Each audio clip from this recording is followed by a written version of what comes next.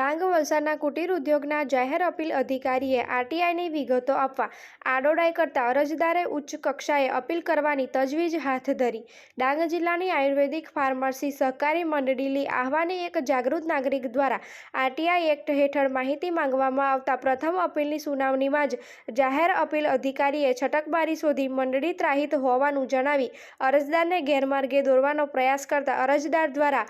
ઉપલી કક્ષાએ અપીલ કરવાની તજવીજ હાથ ધરી। પ્રાપ્ત વિગતો અનુસાર ડાંગ જિલ્લાના એક જાગૃત નાગરિક દ્વારા માહિતી અધિકાર અધિનિયમ 2005 હેઠળ તારીખ 23/10/2023ના રોજ જાહેર માહિતી અધિકારી મદદનીશ નિયામક જિલ્લા ઉદ્યોગ કેન્દ્ર જૂની કલેક્ટર કચેરી તાલુકો આહવા ડાંગનાઓ પાસે ડાંગ જિલ્લાની આયુર્વેદિક ફાર્મસી સહકારી મંડળી આહવાના મુદ્દા નંબર 1 થી 6 માં આયુર્વેદિક ફાર્મસી સહકારી મંડળી આહવા ડાંગનો નોંધણીનો દાખલો મંડળીમાં નોંધાયેલ આજ દિન સુધીના આજીવન સભ્યો પીટીઆર સભ્યો તેમજ સભાસદોની યાદી કારોબારીની યાદી છેલ્લી વાર્ષિક સાધારણ સભા થયેલ હોય તેની કાર્યવાહીની નોંધ ડાંગ જિલ્લા આયુર્વેદિક ફાર્મસી સહકારી મંડળી આહવાની સને 2021-22 અને 2022-23ના વાર્ષિક થયેલ ખર્ચની તમામ વિગતોની ઓડિટ રિપોર્ટ તથા વર્ષ 2022-23માં મંડળી દ્વારા કેટલા રકમની દવાઓની પ્રોડક્ટ બનાવી અને કેટલું વેચાણ કરેલ છે જે અંગેની માહિતી માંગી હતી। જે સંદર્ભે જાહેર માહિતી અધિકારી અને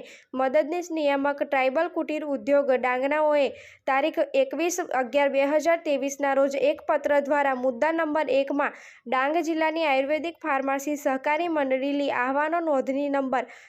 U7706 અને તારીખ 31/3/1982 છે તથા મુદ્દા નંબર 2 થી 6 ની માહિતી મંડળીને અંગત હોય જેથી માહિતી આપવા સંમતિ દર્શાવેલ નહીં તેમ જણાવી અરજદાર જો માહિતીથી સંતુષ્ટ ન હોય તો 30 દિવસની અંદર અપીલ સત્તાધારીને અપીલ કરવા જણાવ્યું હતું। જે અંતર્ગત અરજદાર દ્વારા તારીખ 7/11/2023ના રોજ અપીલ કરી અધિકારી નાયબ ઉદ્યોગ કમિશનર અને જનરલ મેનેજર જિલ્લા ઉદ્યોગ કેન્દ્ર વલસાડને પ્રથમ અપીલ કરાઈ હતી। જે પ્રથમ